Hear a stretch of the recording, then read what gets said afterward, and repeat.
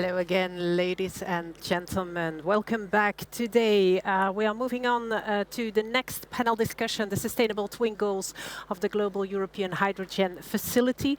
In this innovative session, we will be focused on the Global European Hydrogen Facility as announced by the European Commission this year. And this session will be moderated by Herr Frank Mischler, Deutsche Gesellschaft für internationale Zusammenarbeit.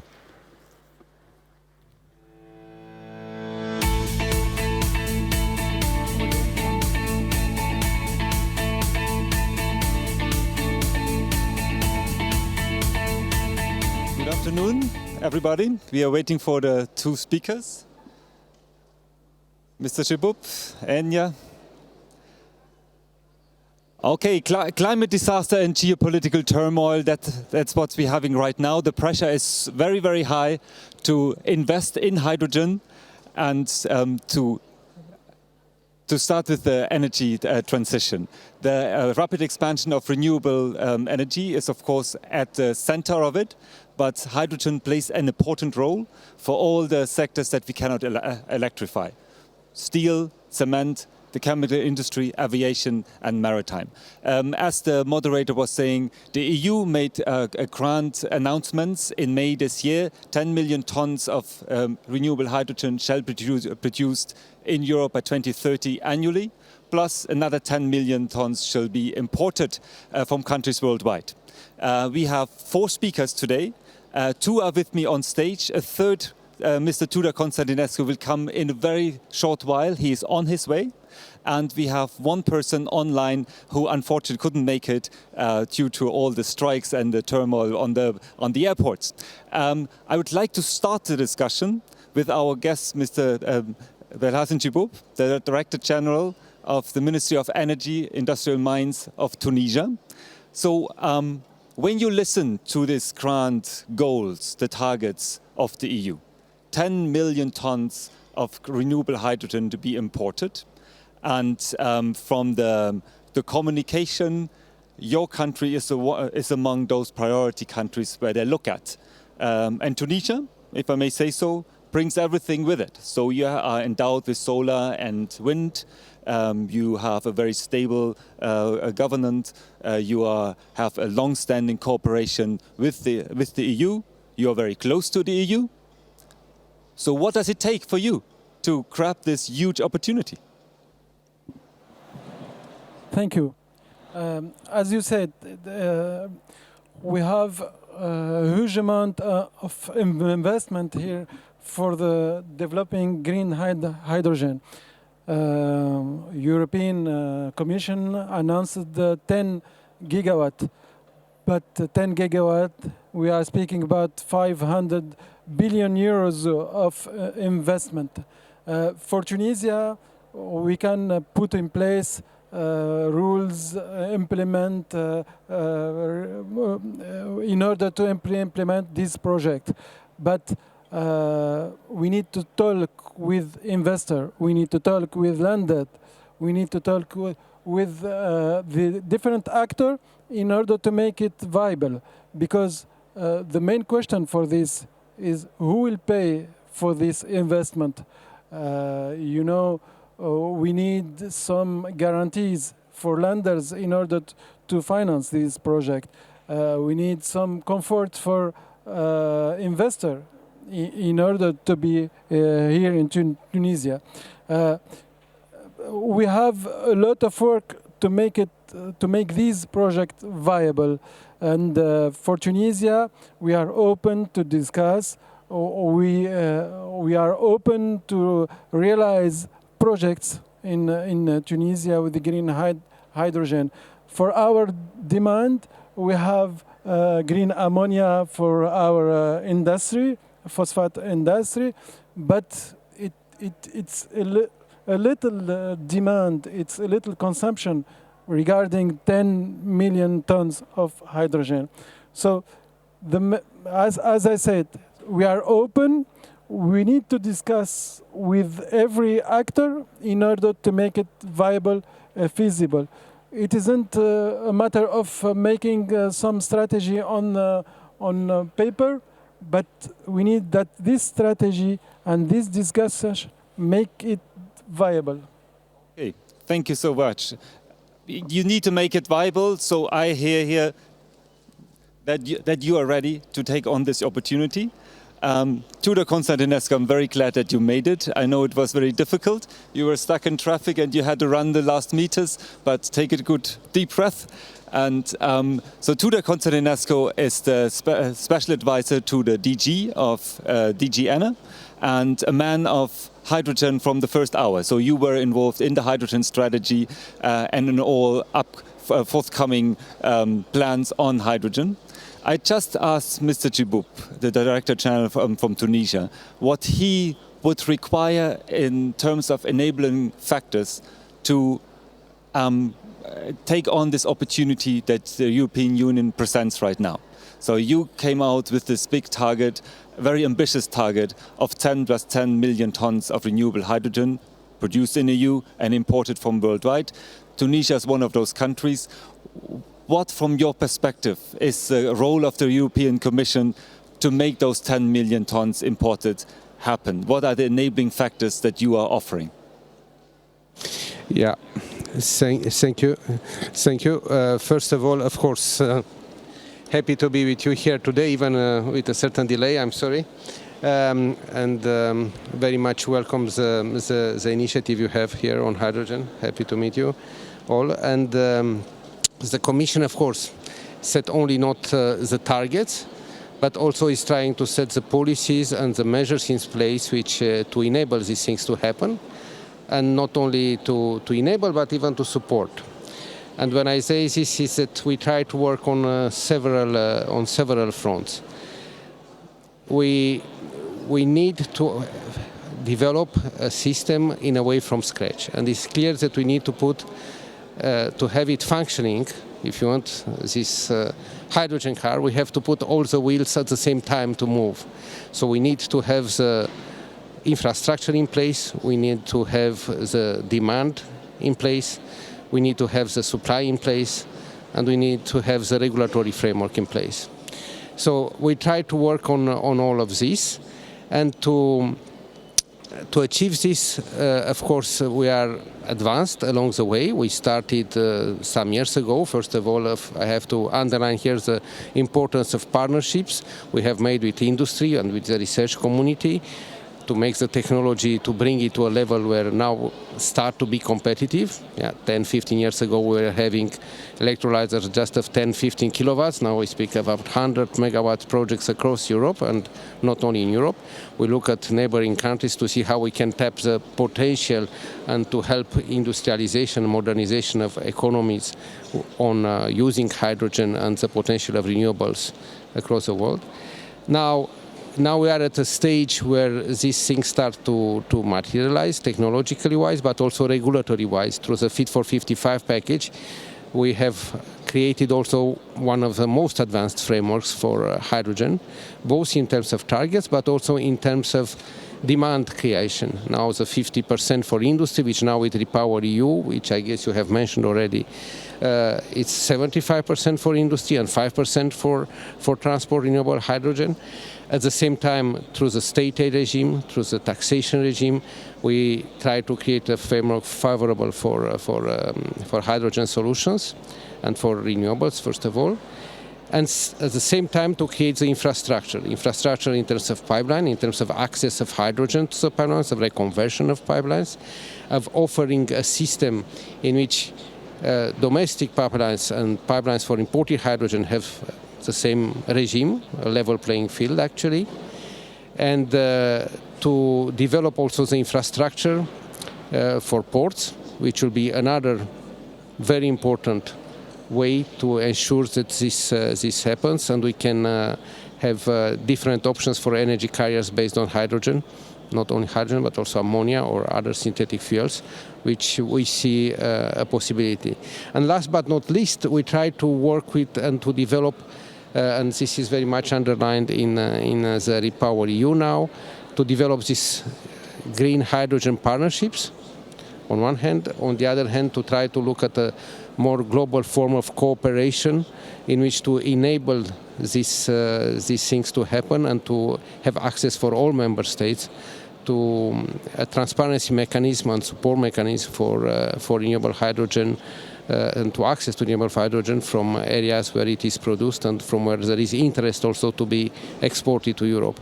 But this being done, coming back to the partnership, this is, I think, something which is key for us, because it's very much also on the communication of the southern neighborhood. We want to be a real investment and modernization agenda, which has to be accompanied, of course, by all the necessary forms to enable renewable hydrogen to be produced and to be certified as such. Yeah. So I tried to make it a little bit round if I took too long, but to compensate for my delay. No, that's all fine, Judas. Thank you so much. They're wonderful points. I suggest about the partnership with the Mediterranean. We get back to this point. But you made an excellent point of us having to build this market from scratch.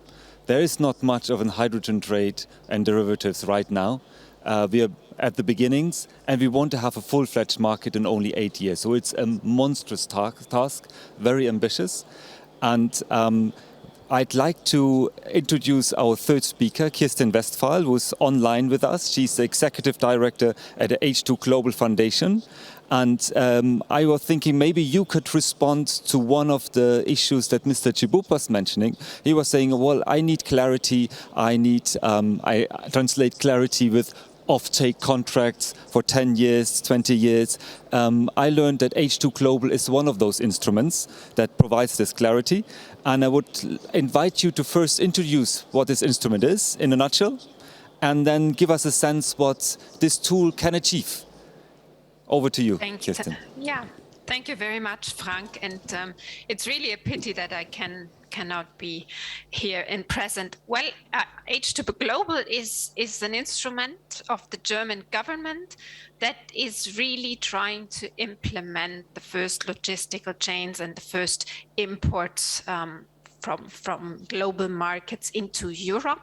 It is trying to bridge this investment uncertainty that we're still having, all the questions around the business models, because we are giving to the purchase side a long-term perspective of 10 years, and we're trying to compensate for the expected price difference by doing auctions on the sales side.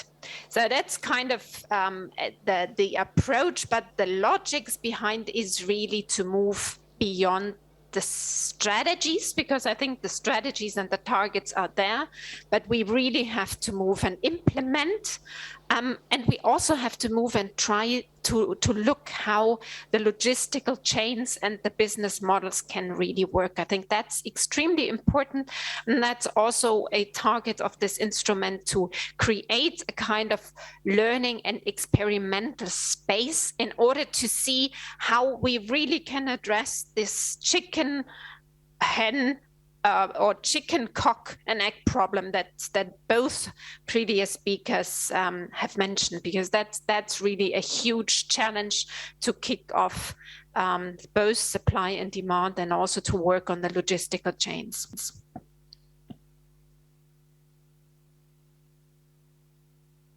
And the tenders come out this year. What do you think is the impact of these 900 million? Are we building a market with this, or how far do we get? Yes, indeed. The first contracts are hopefully signed at the end of the year. We are not going to build a market, but it's a try, and it's, I think, worth to try that, because what has been mentioned already, we will see this green hydrogen partnerships, we will see big point-to-point deals, but what we need is really to do a leapfrog, to decrease market barriers basically from the onset, in order to have more transparency on prices and more clarity on norms, rules, and standards. And this is basically an attempt by H2 Global also to providing more transparency, to give reference for others to striking deals. So it's really a move to kick off first market and trading structures. And I think, well, that's if that works, and we hope that works, it will be really a very important contribution. Thank you so much, Kirsten. And it's indeed a pity that you can't be with us. We are a nice group here on stage, and I'd like to introduce the fourth speaker, Enya Sæthren. You are the Government Affairs and Support Mechanisms Lead of the Norwegian company Scatec.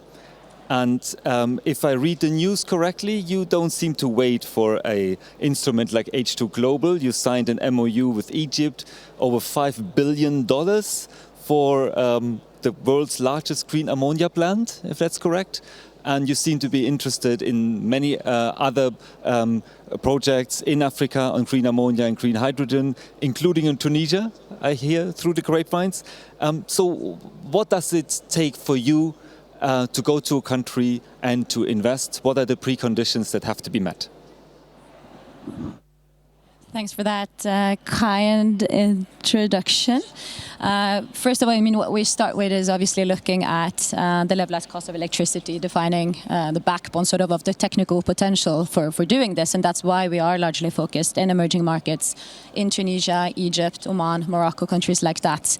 And the second is obviously securing the offtake, which has already been touched upon by previous speakers, either domestic or in Europe. But at this stage of the industry, we really see that in order to make a project bankable, there is a need for European offtake opportunity.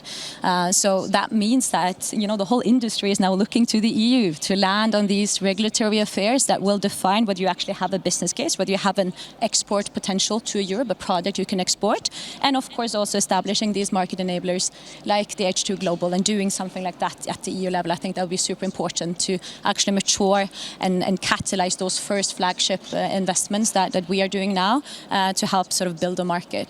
And then, of course, I think it's also another dimension that's important to touch upon that's more sort of related to sort of the domestic industries here.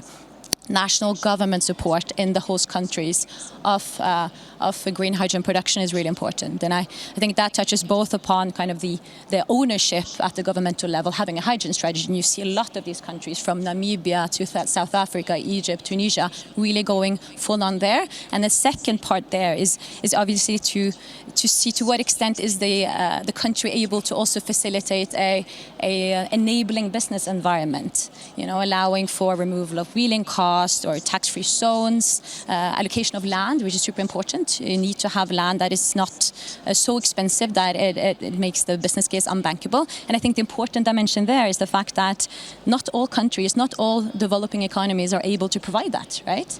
So a question to the EU maybe then is, you know, does the EU have as an ambition to actually help foster the green hydrogen development in also less developed economies, or is it only going to be middle-income countries that will be able to reap the fruits of the green hydrogen opportunity? So I think that's important to look into, and that is namely because we are at the stage of the industry now where there is a need for risk reduction support until green hydrogen costs are competitive, because we're seeing that with these first investments that we are doing now, development costs are really substantial, because you're paving the ground, you're going up new routes, you're demonstrating the technical feasibility of integrating renewable energy sources into the electrolysis system. You're going up new tax and legal routes, trying to align with expected EU regulations and securing sort of offtake. So all of those investments being made into developing the current projects now being developed in the market, these are long-term investments into maturing the industry and expediting that, right? So I think that's another key area to focus on also from an EU development perspective. Thank you for directing the discussion to the development perspective, because this is what we ought to do here at the European Development Days, of course. And that's what I wanted to do now in this second round. And, well, you pointed a lot to the EU, but I'd rather start with Mr. Djiboub here. So you heard from Enya what she demands as preconditions for an investor to come in. But I'd like also to hear from you, when does it make sense for you to invest heavily in hydrogen? How do I have to picture the kind of the integration of this opportunity in the broader strategy of Tunisia? And how do you balance, on the one hand, okay, there's this revenue and maybe the job creation and all of this, but on the other hand, you have many other challenges in your country.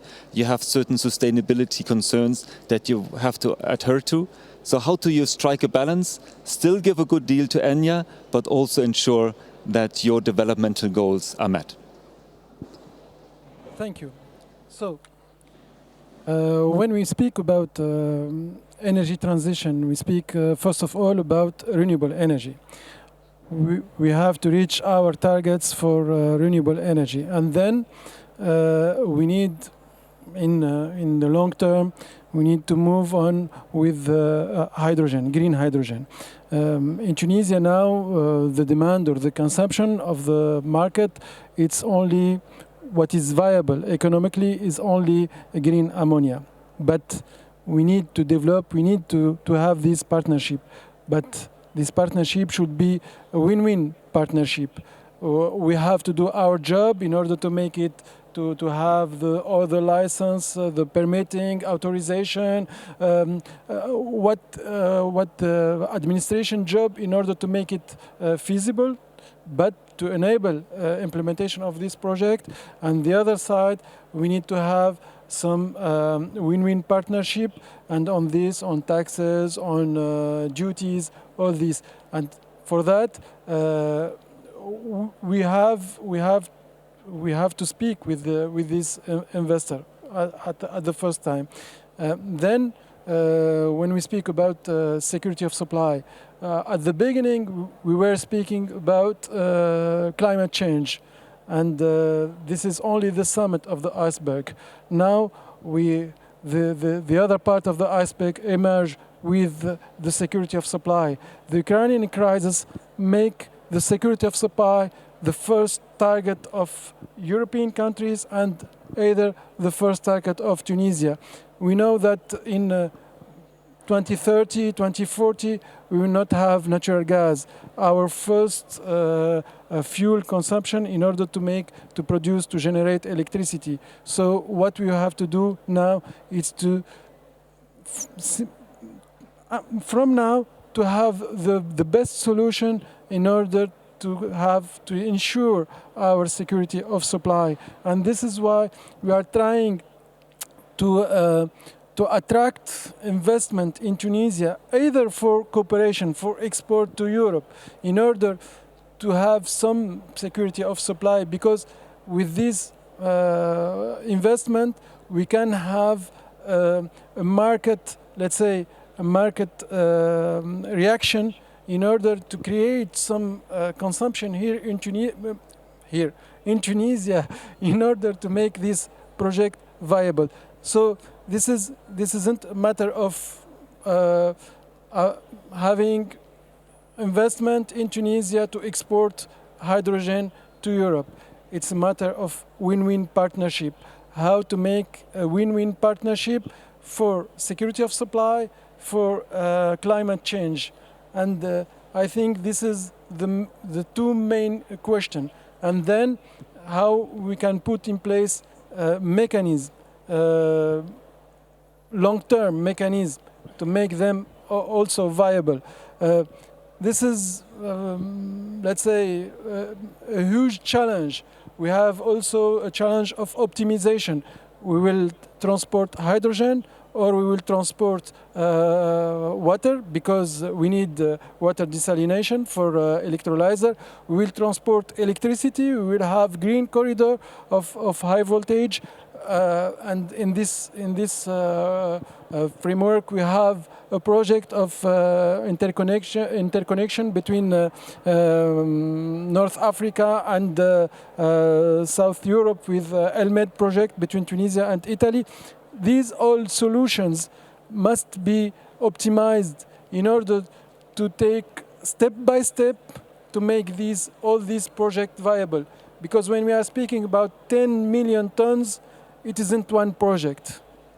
It's a lot of projects. And with this, we have to optimize step by step and to have all these projects done.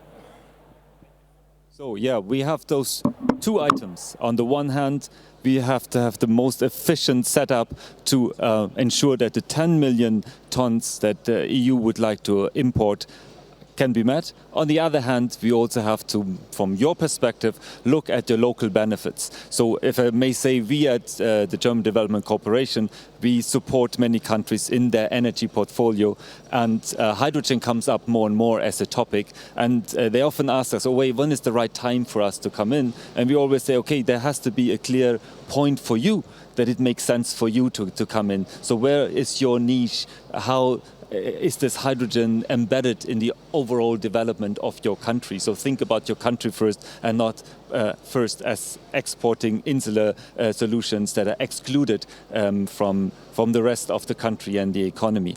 And I'm stealing now Enya's question to Tudor because it was so wonderful. So she was asking basically the same question that I posed to Mr. Chibub to you. There's often the talk about this triple dividend. With investment in hydrogen, we can generate for the partner countries economic growth, sustainable development, and we reach the climate targets. It sounds too good to be true. But from your end, what is your ambition to help the partner countries to reach those goals for them, while at the same time maintaining your own goals? The 10 million that you'd like to import.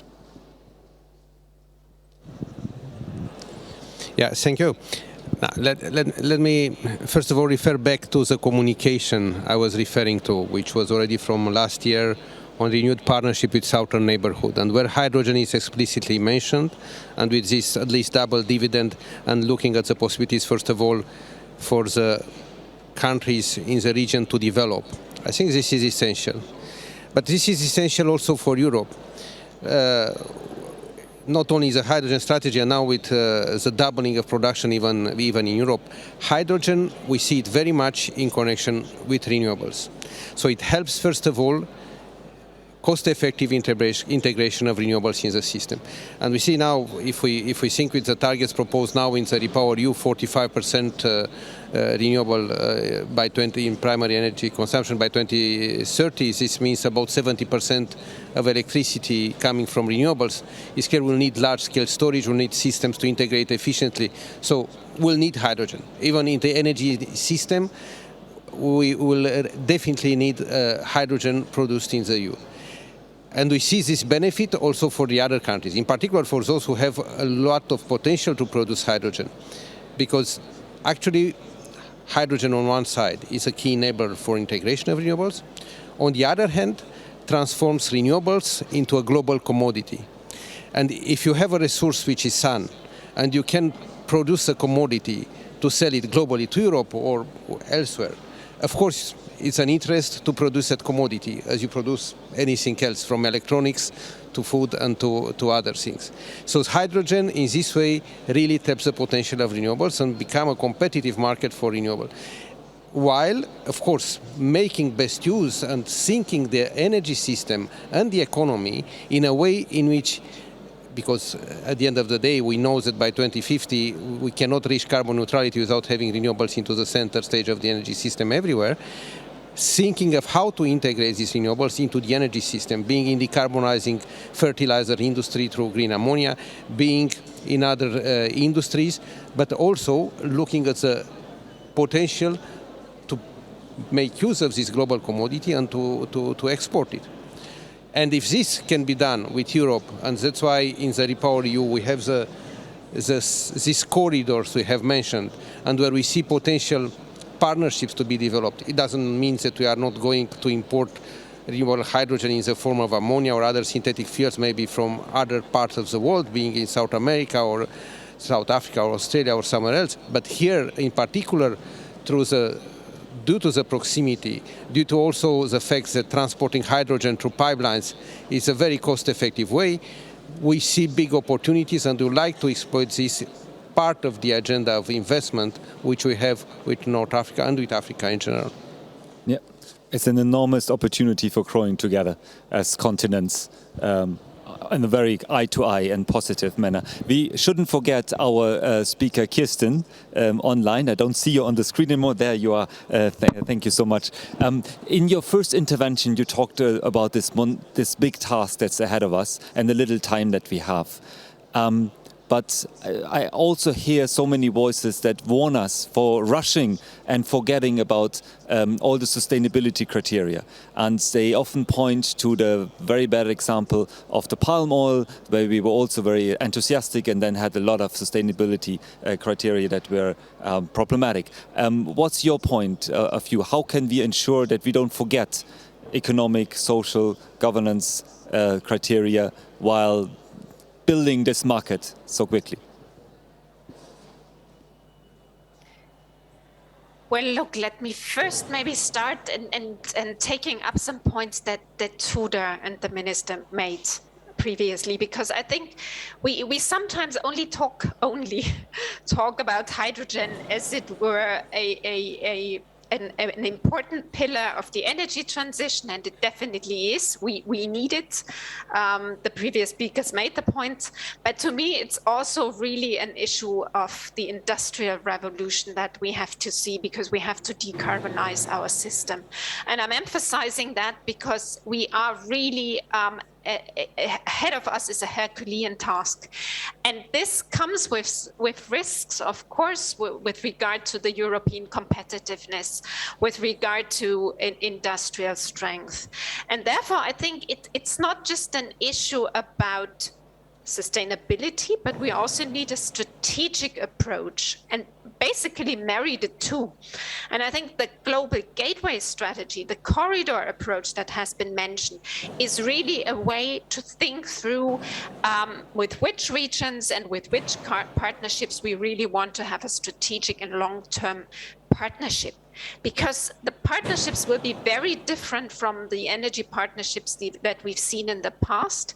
It's much more technology driven. It's no longer an extractive business, but it's really a conversion business. And the previous speakers and Enya mentioned that. It's cost intensive, but you need innovation cycles, you need technology. So it's really a know-how exchange. And it's also a much more even, let's say, value chain. So this is where it might really help, and this is my big hope, that it helps also to create this win-win situation, which you easily say, but it's not easily implemented. So it's really an approach that is needed with regard to sustainability and strategy. And of course, back to your question, we have to be very honest. There is, of course, there are trade-offs between industrial policies, development policies, and climate policies. And the challenge, as it has been in the past, is really to balance the three. I think we need to have norms and standards with regard to, well, the greenness of the product, with regard to the sustainability of the product that is possible to be implemented abroad. So we shouldn't lift barriers and increase barriers into the European market, because I think we will have in the beginning basically a competition around a scarce good.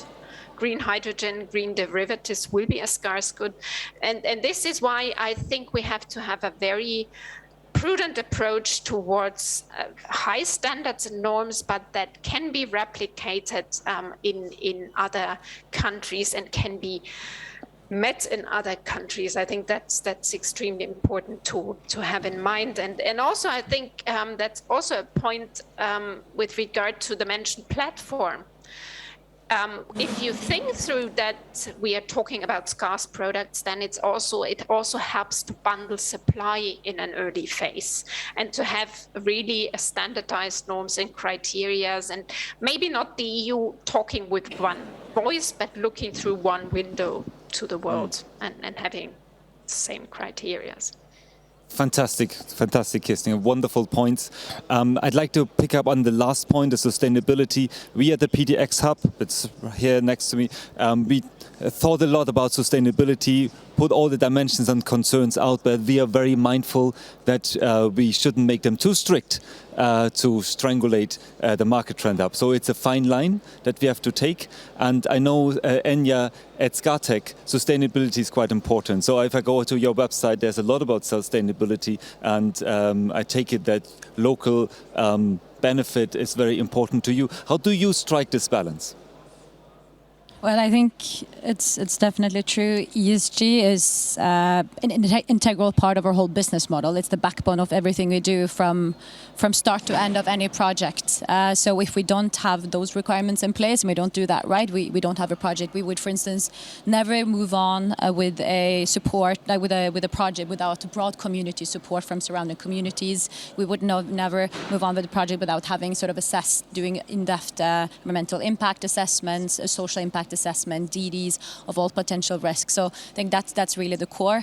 And then, of course, from a sort of a local value creation perspective, there's a lot of potential in that, and that's something that we're not only seeking to sort of mitigate any adverse impact through sort of a rigorous system, but we're also trying to see, okay, how can we give back to the communities? You know, how can we make sure that we are creating local value creation, that we are creating local jobs, working with local partners, and when developing our projects and trying to do that sort of competence transfer, right? And I think that's sort of, there's so much development potential in green hydrogen, because you're basically giving countries like Tunisia and other North African, Middle Eastern and other countries as well with great potential for hydrogen the ability to really be forerunners in a technology for the future, right? You're building competence and you're attracting large-scale investments that can be really that backbone of a new green industrial growth over time, creating these lucrative export markets.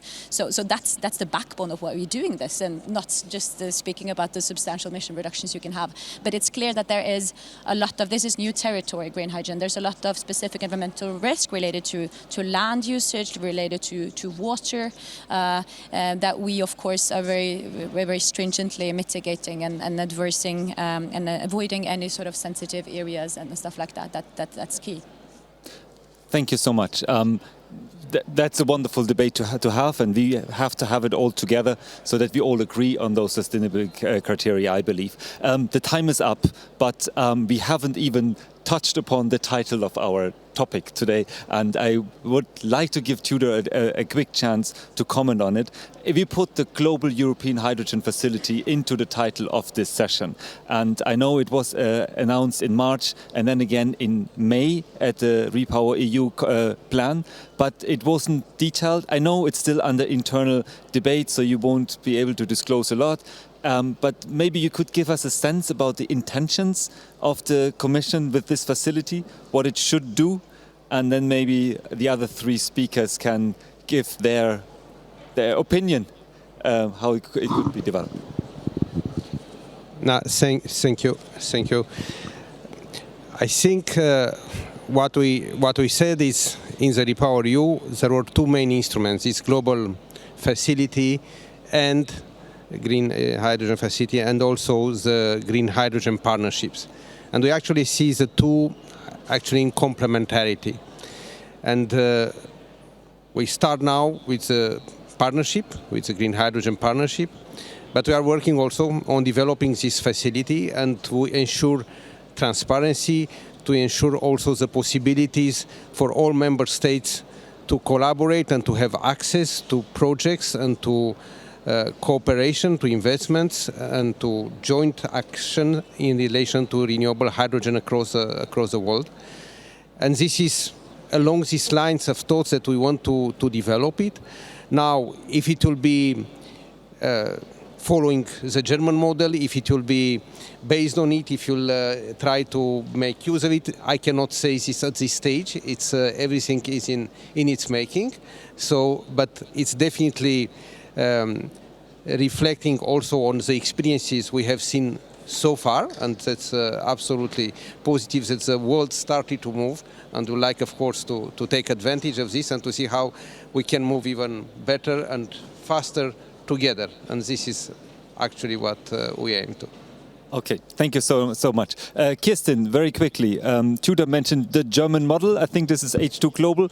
What's your advice on the facility? in a sentence or two. implement.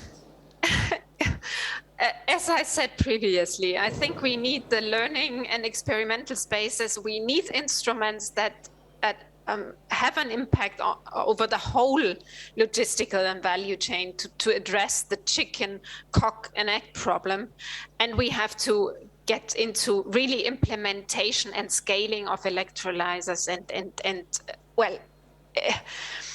getting the offtake also on board, and I think we need that, and that's longer than a sentence. I'm sorry. We need both imports, but we also need to kick off the hydrogen union, I would say, in Europe. Okay, the hydrogen union. That's a new buzzword. You have to add it. One sentence each, Mr. Chibub. From your perspective, what's the main takeaway message? Maybe also a message to all the other countries that are listening to the EDDs on the developing and emerging world. I think the future will be, we will need hydrogen for the future, but we need to develop it in a partnership with how to make it to comment dire ça en je vais dire en français, comment dynamiser le marché pour que ça fonctionne. How to react, to catalyze the market in order to make it viable. And every actor have to do its own job in order to make it viable. It isn't a matter of European Union, it isn't a matter of investor, it isn't a matter of lenders. We need to work together in order to make it viable. Wonderful. Super short. Enya, it seems everything is in place. All eyes are on you and others. You go for it, full speed ahead, or do you need anything else from Tudor and Mr. Chibub? No, I think what we need is these market enablers, right? I think there's a lot. I must say that I think it's really positive to see sort of the transition that's been going on over the past couple of months in the EU, really sort of starting to realize what is obvious, that 10 million target is relying on the EU actually taking concrete action to facilitate those imports. So that's great. And I think in order for that sort of accelerator to really catalyze all of the benefits that's coming from green hydrogen, attacking the market barriers like the H2 Global does, securing offtake, compensating the market price for green hydrogen today, I think that's what we should focus on, those incentives, and that would drive so much benefits for the industry, for geopolitics, for climate and development. So, perfect. Thank you, speakers. Thank you, Kirsten. This was a wonderful discussion. My main takeaway message is we are really ready. We have everything in place. We have demand supply. We have all the facilities, the instruments ready, or they are in design right now, and we have the opportunity to really grow together. I think it's fair to say that the cooperation between EU and many developed and emerging countries wasn't always at the same level. With this topic, we have a great opportunity to make it, and we should seize it. And I hope this is a good message for the European Development Days. We're all here together. Thank you so much for listening, and sorry for the 5 minutes that we took longer, but I think it was worth it. Thank you so much.